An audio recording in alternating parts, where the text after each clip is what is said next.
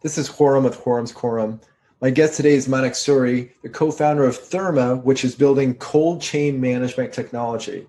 Manik's work has taken him all over the globe and from the private sector to the public and back. So I think Manik has some really interesting insights on how to cultivate confidence in your own sense of direction. Here's Manik. Hey, Manik, thanks for taking the time to talk. Good to be on, Kurum. It's a pleasure. When we were talking last time, the anecdote that I was taken with is, you've known Pete Buttigieg since college, I think, right? And I have. You were talking about a book signing that you both went to and the very different departures of the outcome of that book signing. So I thought that was a great story and a really interesting takeaway from that. So can you tell us about that book signing and tell us about, this history you have with Pete Buttigieg? Yeah, absolutely. I've known Pete almost 20 years now. He was a year older than me in college and a friend and someone who I think of as a mentor. He was focused on student politics, and we both were very active in the Institute of Politics at Harvard College, the IOP, as it's called, a group of aspiring politicos, if you will.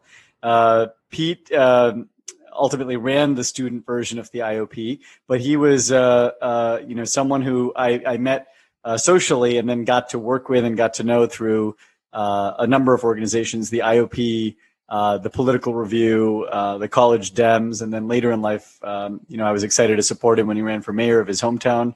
And then, of course, when he ran for president, I helped a little bit on his campaign over a year and a half with his national team. One thing that stood out for me was his willingness to always put himself out there and take risks and be willing to be faced with rejection. We were at a book talk for the IOP book club, and there was an illustrious guest, Senator Orrin Hatch, and he was giving a talk on a book he'd written, and most of us were just in awe. We were just like, wow, a sitting senator is chatting with us, and we're 20 years old, and here we are asking him questions. And I think it was the Kirkland Common Room or the Elliott Common Room, the houses at one of the houses in the college. And I remember coming away, just excited that he had signed my copy of the book, which we all got as part of the book club. And Pete, on the other hand, felt it was important to follow up with him and push him on some issues that he didn't agree with. And he actually ended up reaching out to the senator's team and I think had a follow-on conversation and meeting with him and ended up building a relationship with him, as I understand. But the point, I think what I took away, this is almost 20 years ago, what I took away is a kind of a willingness to put oneself out there, even when others might not. That speaks to a kind of inner confidence and an inner sense of purpose and direction that I've seen in many of my peers and people I admire who've kind of had outsized success and are doing great things in the world. And it's something I've tried to develop and cultivate, a willingness to kind of face one's fears of failure, fears of rejection, which I think are really hard to grapple with. And both as a lawyer and as a South Asian American, I think they are cultural as well as reinforced in certain communities and professions. And so, yeah, it's something I've admired about him for a long time. So what's an example of in the wake of that, something you did to say, okay, I'm going to up my risk tolerance here. I'm going to stretch myself a little bit. I've upped my risk tolerance, several ways since then. And my wife can tell you all of the heartache and headache it's caused. But, a couple of examples stand out. I left my job, to kind of go down an uncertain path right out of my first role post-college. I was working at a well-regarded asset management firm called D.E. Shaw, getting paid well, learning a lot. I worked for the guy who ran the fund, who was a terrific mentor. And I decided to leave, even though I was growing in the role and getting a lot of outsized responsibility, because I wanted to change paths. I wanted to work closer to governance, public service, work that had a little more connection to my own long-term goals around social impact. I had no idea what I was going to do when I left. I just decided I would change paths. And so leaving that job kind of mid stride was the first, I think, significant risk I took. I ended up going back to law school a year later. And that kind of took me down a different path for a few years, moving into legal policy and the intersection of law and policy.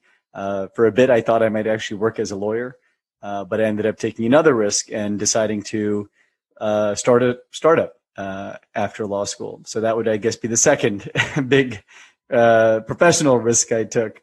And, I think those two stand out in terms of career arc. On the personal side, I think the biggest risk I took was, asking my then girlfriend to marry me, which was something that was hard for me. I'd met her when I was very young, and I was, I think, scared of getting married. The idea of committing and being in a single long-term relationship as a young person was really intimidating to me in my 20s. And, meeting at 18, you often, you don't realize how life quickly, moves forward. And I think when we finally had the conversation, for me, it was a real risk, an inner risk to kind of, take the plunge and move into a more committed relationship. So yeah, those are some of the risks that stand out.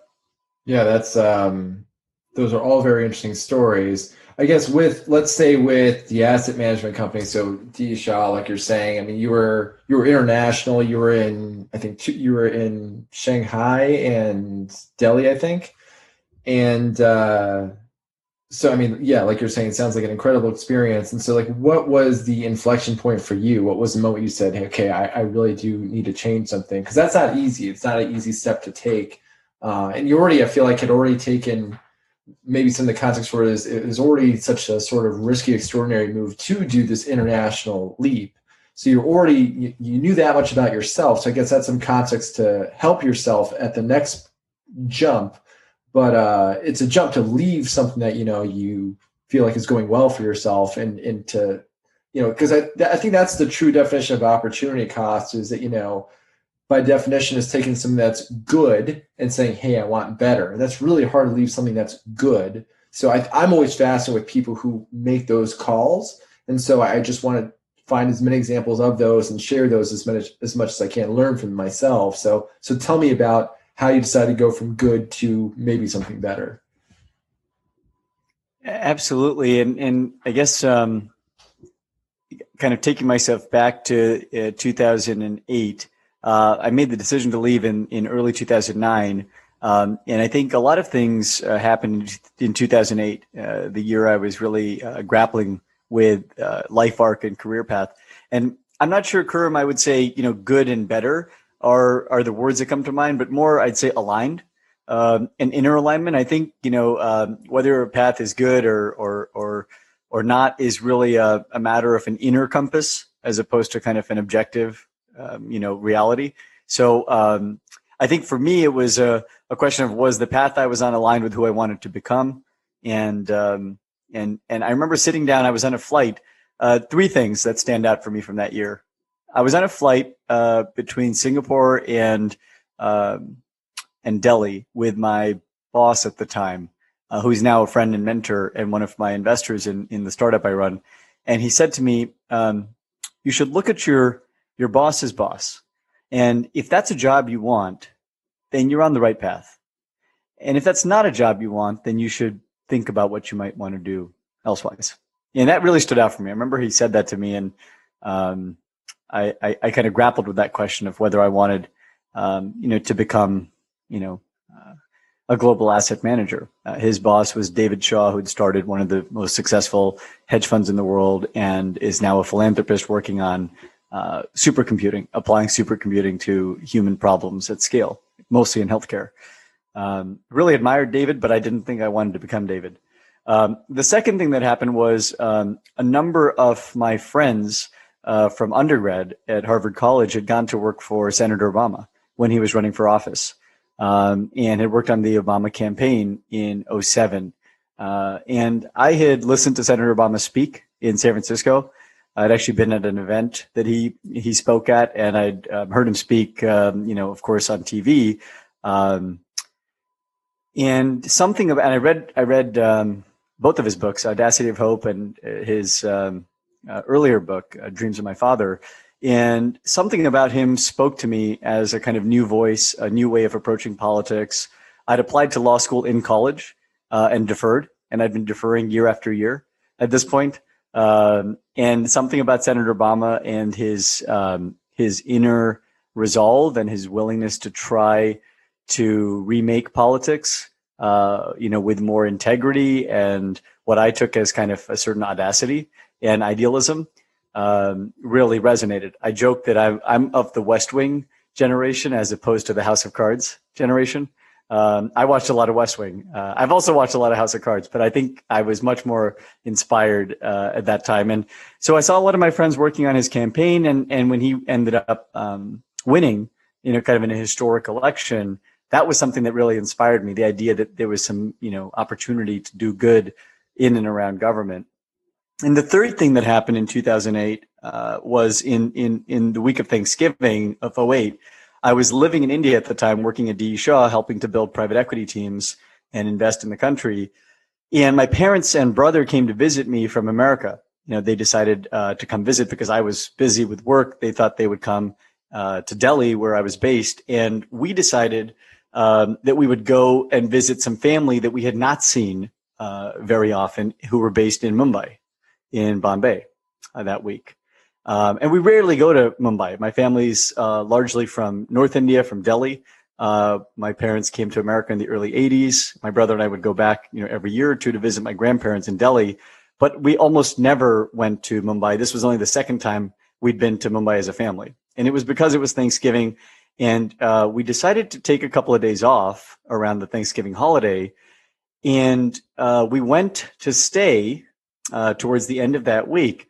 At the last minute, my mom, who was a Marriott Rewards member, said, let's stay at the Marriott. I have points. We can stay on points. And I was going to book us at another hotel where I had points, especially through my time at D.E. Shaw, the Oberoi. And the day we ended up getting to Mumbai was the 25th of November. The next day, we were going out and touring the city, and that evening we came back to have dinner, and my parents were tired because they'd just come from the U.S., and so we ended up staying in. And my brother wanted to go out. He was 3 years younger than me. He wanted to go out, see some of the nightlife, maybe go out for drinks. And we were thinking of going down to the Taj Hotel, to a nightclub there. We didn't because my parents were tired. We decided to stay in. And that was the night when there were a series of terrorist attacks in Mumbai across the city. And it was a terrible, terrible experience for everyone I knew who was in the city and in the country at the time. We watched it on live TV.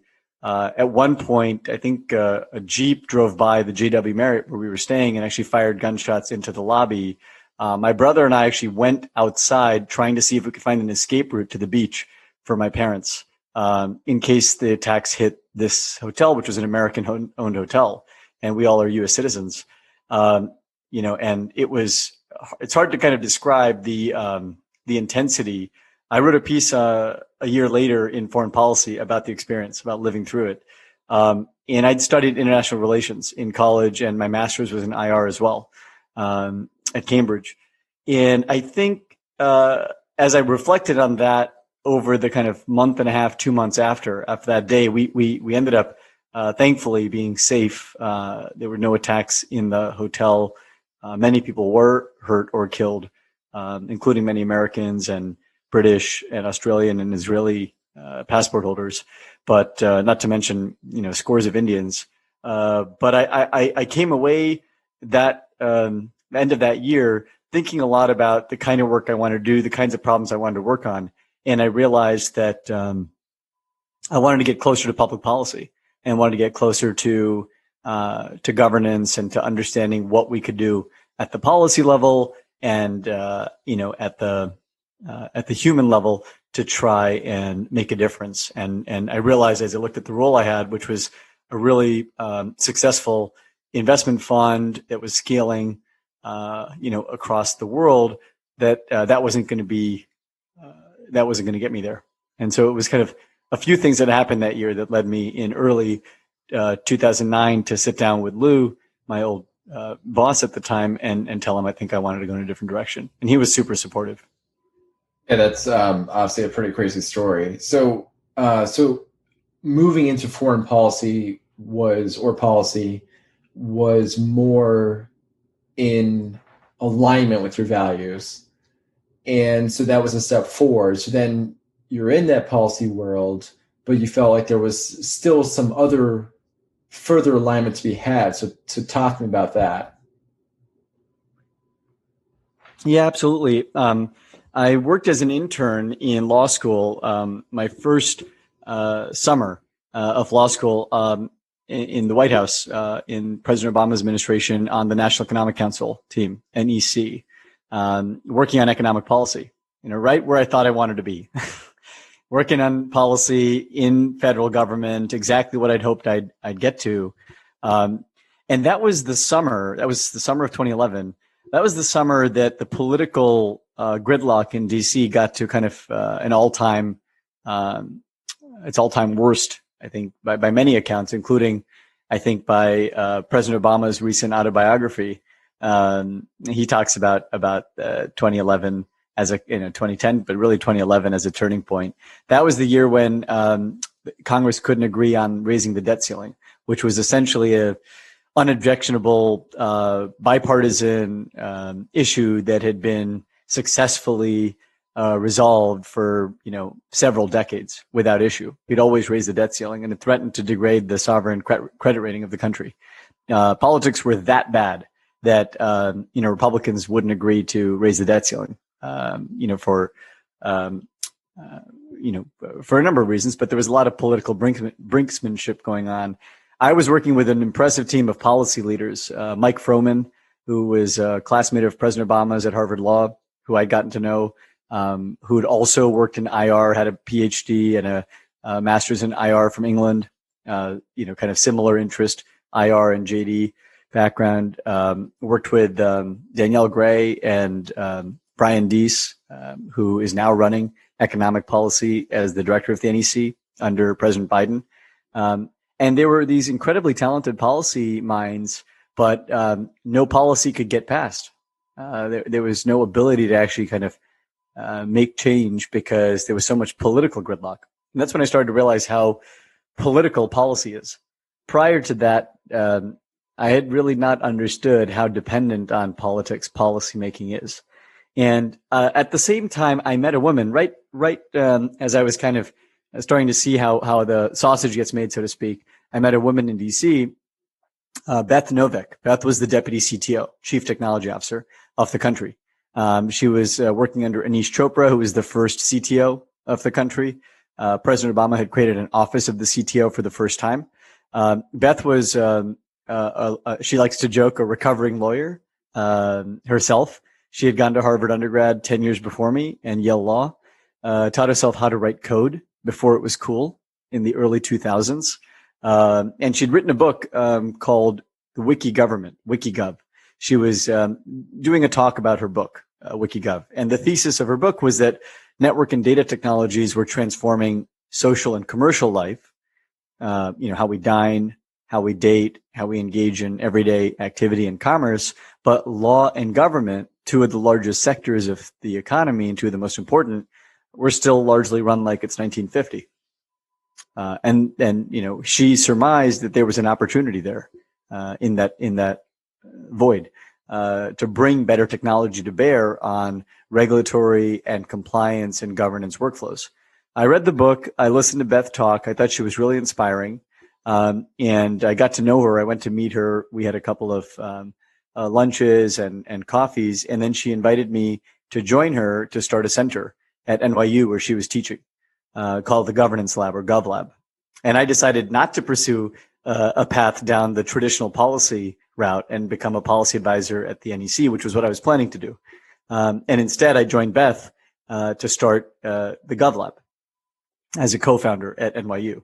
And that was my path into tech and entrepreneurship. It was kind of accidental.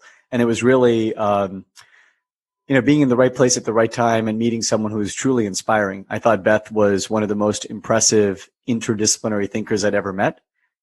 She had this ability to connect concepts and has an ability to connect concepts between domains that's rare. And she was both a lawyer and a policy wonk, but also a technologist and entrepreneur, a kind of social entrepreneur, if you will. And so we started the GovLab. We brought in a third co-founder, Aaron Cohen, who's now my co-founder in my company. And Aaron was teaching at NYU at the time. He's almost 20 years older than me. He'd been a serial entrepreneur in the technology world. He'd worked in tech since the mid 90s. And he'd worked on 4 tech startups, had 2 successful exits. He was teaching at NYU at the time, and Beth called us the private sector guys. I had a background in investing and finance. Aaron had a background as an entrepreneur. And so we joined her to start this do tank to bring technology into governance and regulatory and compliance workflows, trying to help bring some of the great network and data tools that were solving and remaking our world into some of these large sectors that were still pretty legacy. And I thought it was a continuation of my inner journey. It was really kind of an inner process of trying to find more and more alignment and find a way to do work that both resonated with my values and that played to my skills.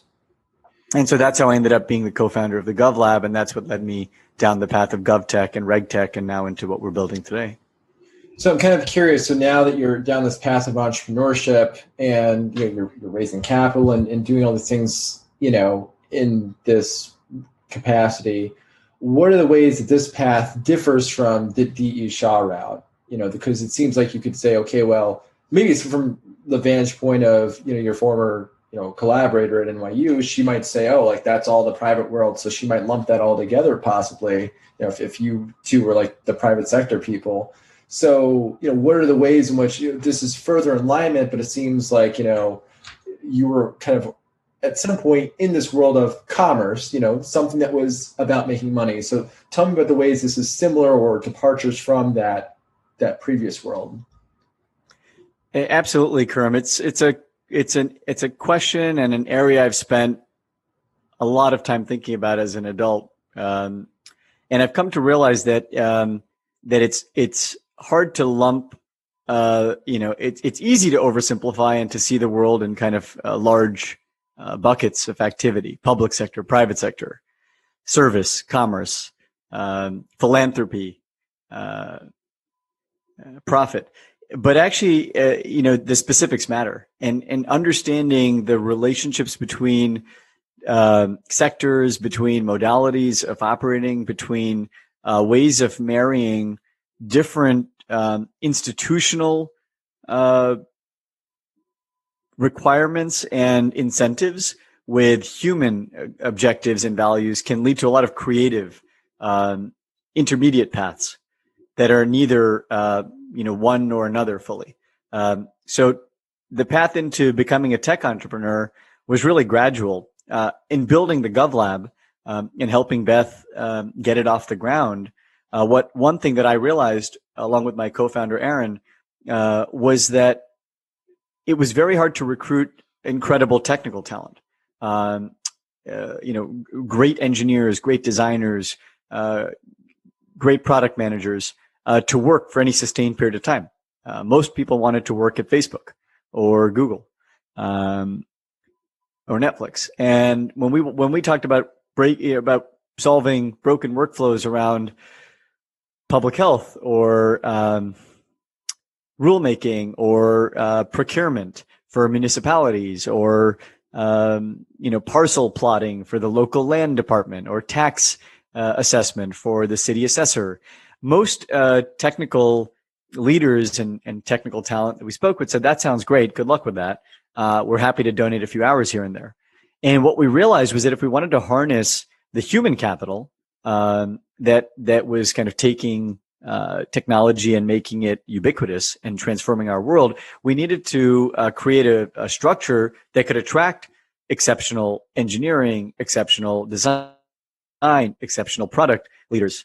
And that's something I spent a lot of time talking to, a number of folks about, both on the private sector side and the public sector side, as well as in between. I spoke with folks at Code for America, in government, at the Office of Science Technology Policy, in the private sector, at venture capital firms and PE firms.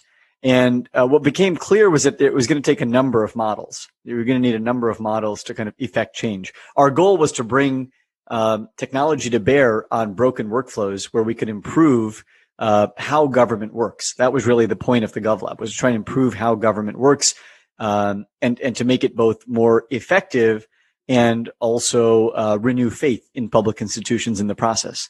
That the idea that if government works and meets the needs of the citizenry and delivering public goods and services, that's a long-term way to reestablish and renew faith in government. Aaron and I left to start a company, which our first product is called Co-Inspect, Collaborative Inspect, and we chose to start Co-Inspect to focus on one broken workflow, one very specific workflow that was really flawed, which was a workflow I'd experienced firsthand in my last year of law school. In my third year at Harvard Law, I'd gone out in the field to build cases with city inspectors. It was a housing law clinic, and it was around tenant eviction defense. And part of the work involved building cases around field inspections of the built environment, looking at potential consumer protection laws that could be applied to make colorable defenses for tenants to help them remain in their homes, but also to ensure that their rights were protected, and if they had to leave, that they got just compensation. What we saw, myself and my fellow student attorneys, was that the workflow around inspections was extremely broken. It was very inefficient. There was a lot of pen and paper clipboards, a lot of inspection logbooks, people carrying around binders of legal code. It was very non-systematized, very ad hoc. Different inspectors would interpret codes differently.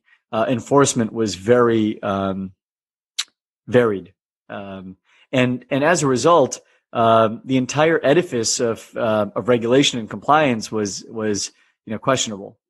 We saw this not just in housing, but in food, and in sanitary codes in general. That was in Boston, which is a pretty well-resourced part of the country. And what we realized, Aaron and I, when we were looking at workflows that we could build technology around, we were looking for broken governance workflows that were scalable and commonplace, because those are the kinds of problems that technology is best suited to solve. Immediate, obvious, straightforward, but very scalable problems. And inspections met all of those criteria. It was a workflow that's done millions of times a year in every industry, from barbershops to nail salons to nuclear power plants to bridges and dams and homes and restaurants. They all get inspected. The code enforcement and the code compliance is notoriously fraught with challenges. It's been documented and well written about. There's a lot of rent seeking. There's a lot of inefficiency. Many cities and towns are behind on their code enforcement. And it's a source of woe and problem both for businesses and for consumers. Businesses have to grapple with the costs of compliance, with ever-changing rules and regs, and with the need to keep up. And particularly as the regulatory environment has shifted, there have been new regulations in food and pharma and accessibility that have caused businesses to really have to take a look at their compliance protocols. Around the same time as we were looking at inspections really closely, Chipotle had a food safety crisis. Chipotle, the fast casual brand that many people at the time loved, struggled with a series of food safety events that caused them to have, a major brand challenge. They lost 42% of their market cap. Revenues fell by a third because of a series of potentially preventable food safety and quality issues that caused a number of consumers to get hurt and that caused an uproar in the public. And we were looking at markets that we could build Co-Inspect for, and we had not thought about food at the time. But restaurant chains and restaurant owner-operators started contacting us saying, could we use your compliance tool, this collaborative inspect tool that you've built, for food safety and quality management? And that's how we ended up starting to scale in the food industry. That was in 2015 into 2016. And so we started down the path to build a compliance and regulatory management tool using, the best in class and best practices around technical led product development, trying to use, what we think of as, well-established startup principles like lean and agile development, trying to get out of the building. I read, every startup book I could find, from The Hard Thing About Hard Things to Lean Startup, there's just a range out there. And so I tried to steep myself in startup lore, and we started building technology. We started, building a mobile app, then a structured database on the back end. Then we started scaling it, adding geolocation, language translation. And along the way, we started scaling into what became a farm to fork quality and safety management platform. And we ended up raising capital from, what I think of as kind of mission driven venture investors that wanted to build and scale a company, trying to improve health and safety and do it in an industry, a $1 trillion industry, the food industry, that's largely using outdated technology tools. And that's really how we became, a technology company. That was kind of phase one. Our second phase is a new product, a second product we built called Therma. And Therma has taken us from being a safety company to becoming a sustainability company. That happened in year 4. We built Therma thinking we were building it for food safety. That's where we'd started in the food supply. We built it as a sensor-based platform to monitor refrigeration, temperature, and holding conditions for food products. And what we discovered was that businesses wanted it not just for compliance and to improve safety standards, but they wanted it in order to catch refrigeration issues and refrigeration downtime. And for them, the bigger ROI was around avoiding food waste, around having to not throw product out, and around energy savings, being able to optimize the refrigeration settings. And then lastly, around not having refrigeration go down. Being able to catch downtime events before they happen. Refrigeration is an expensive asset, and having it go down can be both service disruptive and reduce the asset lifecycle.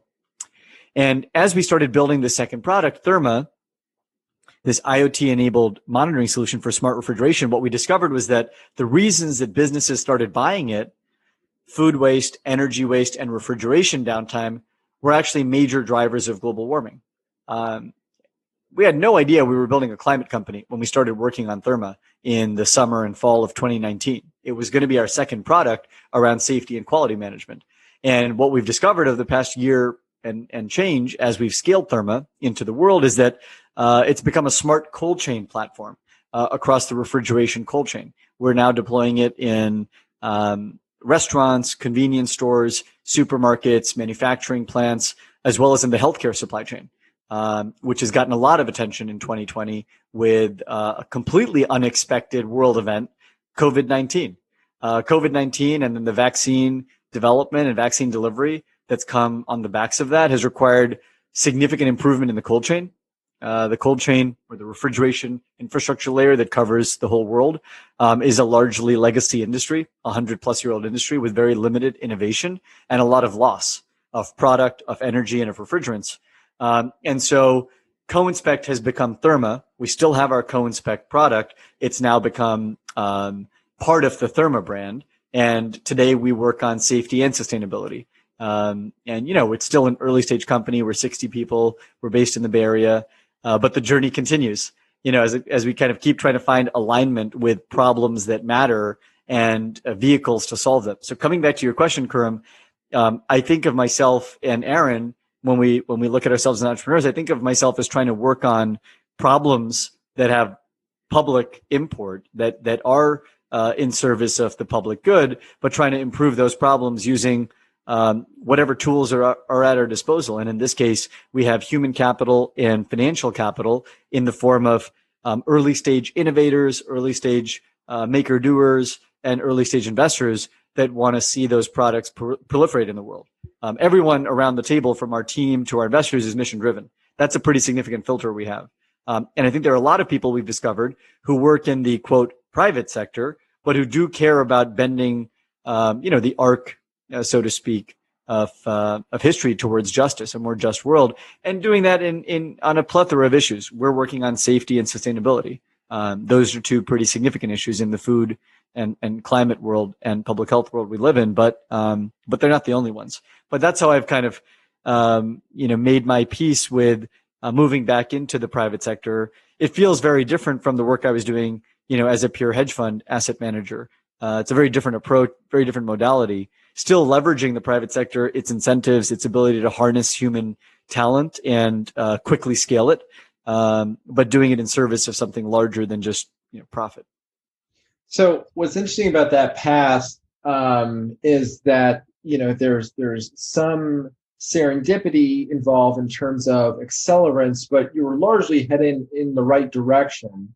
And it's interesting when you say mission driven because the mission changed over time, because then you saw these new avenues open up. So how do you think about so when you're looking back at you're really getting this traction, it sounds like, but looking backwards at the sources of that traction, to what do you attribute things like being mission driven, picking the right technical problem? Like how do you think about those so that you can replicate that? Because by now you've worked on several different kinds of things. So now I'm interested in teasing out the lessons learned from these different categories of types of problems you solve or challenges you run into to figure out, okay, what are things that Manik has discovered for himself or maybe for others, for how to set out, in a promising direction?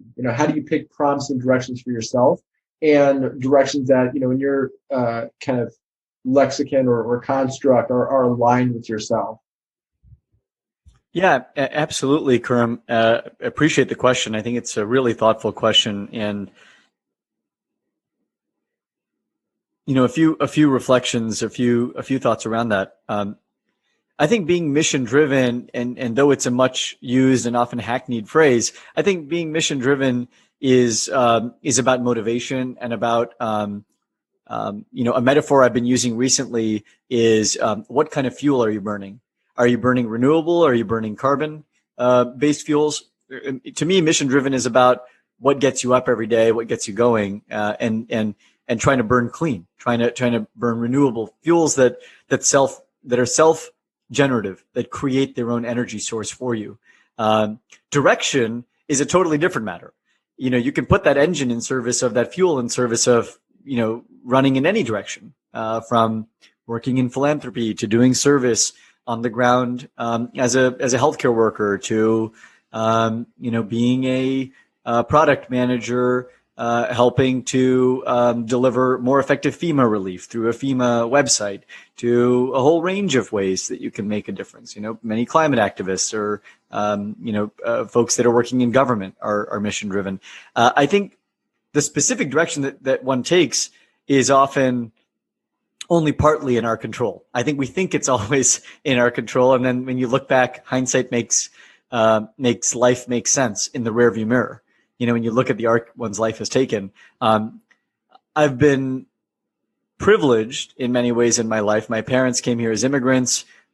They dedicated much of their life to ensuring that my brother and I have one brother, that we had every opportunity they could make available to us. And though we didn't have much money growing up, we did have a lot of support and a lot of encouragement around living fully and living larger than ourselves. My parents made sure we traveled a lot. We went back to India a lot to visit family and to see the country. I think having a sense of perspective around the opportunities and privileges of living and growing up in America gave me a desire to do something larger than just myself. And part of it might have been ego and ambition. Certainly, I think ego and ambition is part of my motivation set. And definitely when I was younger, I wanted to make a name for myself. I remember coming into college thinking, I really want to, prove myself here. Probably I wasn't alone coming into Harvard College with that, desire. And I think the more I've gotten to know about myself, the more I've realized that, I feel most motivated and most alive when I'm working with and around people that are motivated by something larger than themselves, whether it's in government or in a nonprofit like GovLab or in a mission-driven startup like Therma. In all of those settings, I found it's the kind of orientation of a certain type of person that I keep gravitating towards. And I think that has been a real privilege, getting to choose where I work and who I work with.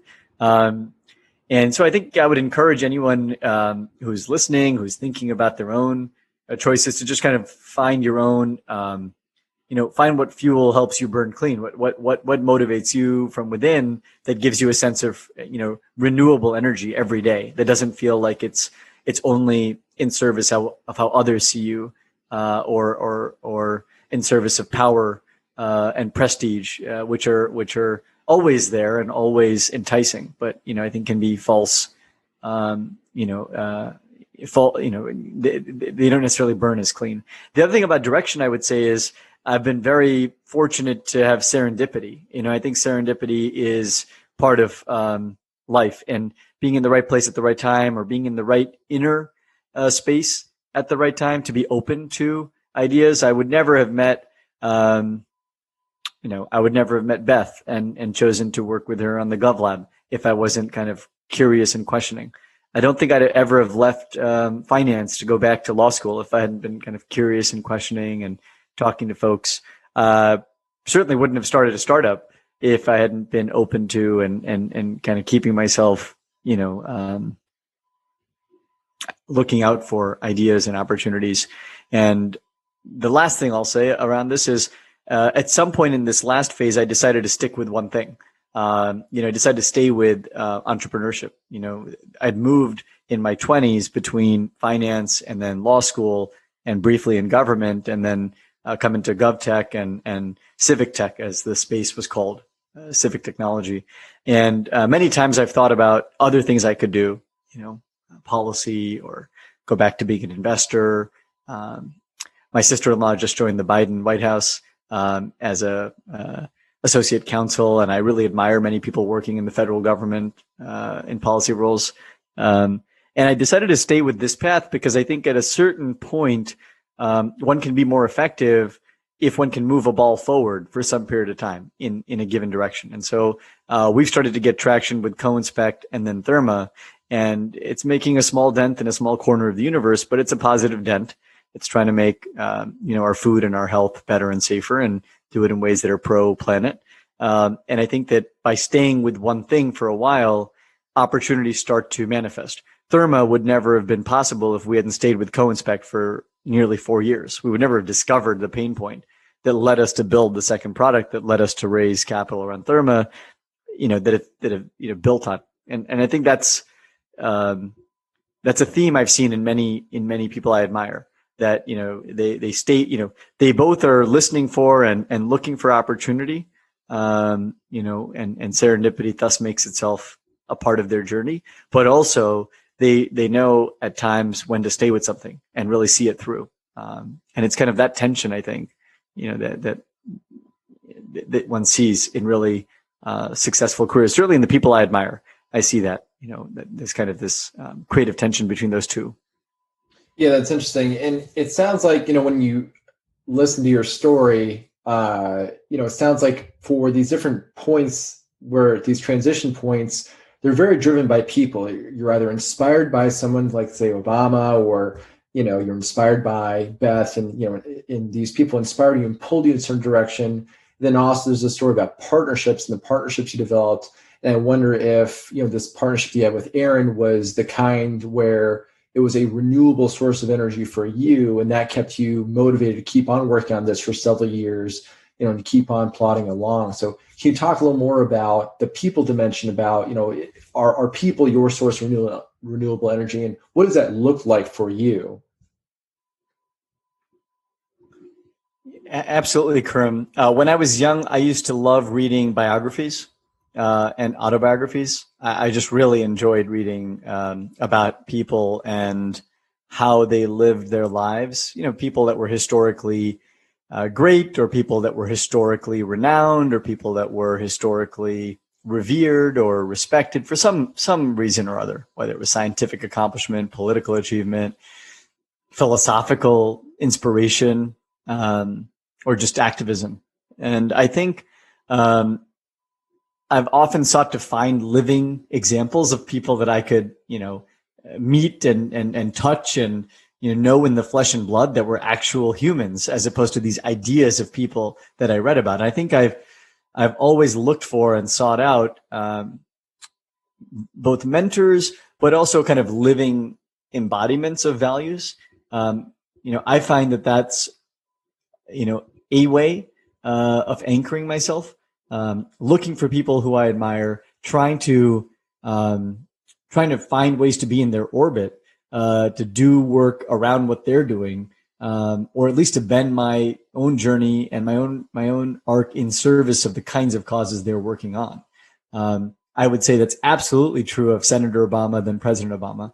That was a force in my life that kind of bent my career and took me, I took myself in a different direction. Beth was another example of someone who had that kind of role. And Aaron has influenced me a great deal. He's been a serial entrepreneur, and he really helped me examine the entrepreneur's path and realize that one could have a positive impact socially in the process of building enterprise and doing it as an entrepreneur. And so I think I've definitely sought out people and sought out their stories and tried to surround myself with people I admire, or at least get close to people I admire. And I think partnerships, I absolutely feel that that teams and partners, both personal and professional, are vital in life. I've known my wife now 20 years, which is a long time for a 38-year-old in this generation. She's my best friend. She's seen me through every phase of my life, and I'm very glad for it, because I've always kind of felt I have this ballast, this support. I like to make long-term relationships. I try and, meet people I really admire or like and resonate with, and keep them in my life and stay in their life. So Aaron, I've now known for almost 10 years. And the journey, at least as an entrepreneur, is so lonely and so intimidating and so filled with failure that if I didn't have partners, personal and professional, I'm certain I would have quit, every other day in many years of the journey. It's very humbling. I think it's humbling, like many paths in life are humbling, but I do think partners not only provide a kind of intellectual and analytical dimension of depth and heft, but also more importantly provide a kind of emotional sustenance and a reminder of who we are that helps us separate ourselves from our work, so that we don't over-identify and think just because our work is a struggle that we ourselves are unworthy and failing. And that's been really valuable for me, having partners, both personal and professional. I know that we're wrapping up on time, but here's one thing that I want to ask you is, someone listening to your story might hear the word Harvard a lot and say, oh, wow, well, this person, they have all these connections, these people who had some sort of Harvard law connection, and I didn't have that connection. So what is something that, but you've by now seen a lot of people who are able to build relationships effectively. You've been in very people-driven fields. And so what are the lessons that you've extracted that you think are of general use to a pool of people for ways to think about how to drive forward using, if they're relationship-driven, what are the things that they can employ? Yeah, absolutely.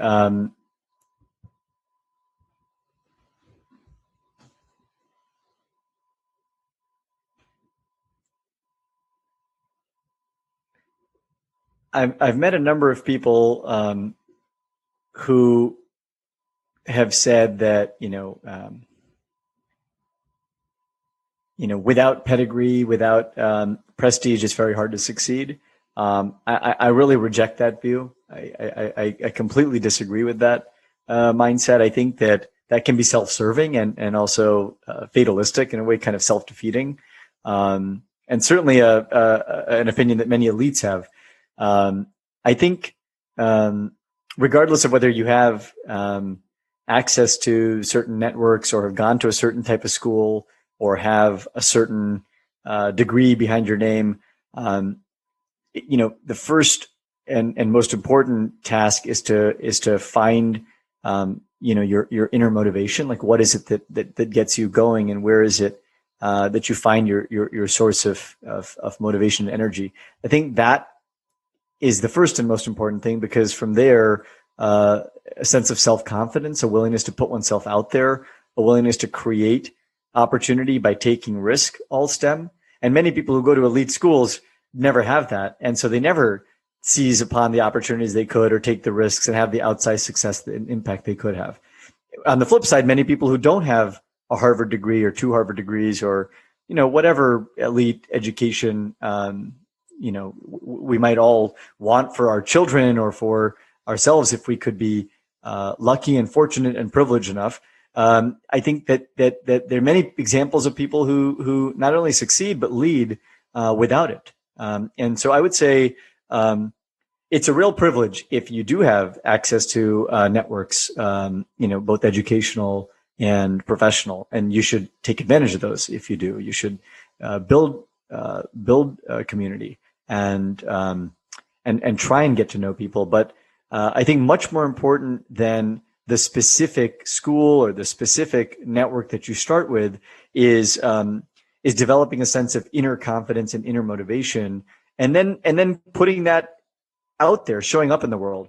If there's one thing I could say to myself, a younger version of myself, I could go back, I would say,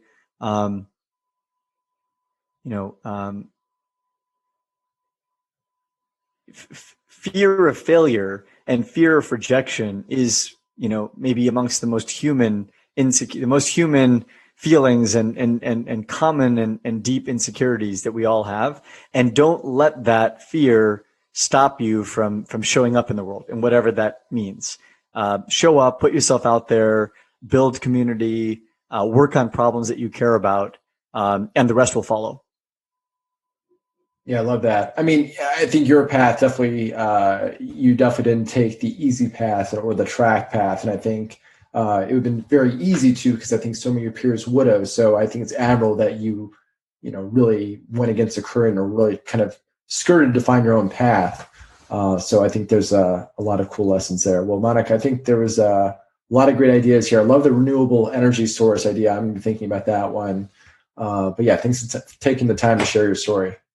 My pleasure, Khurram. It's a pleasure. And thanks everyone for listening. And I hope we get to meet. Thanks, man.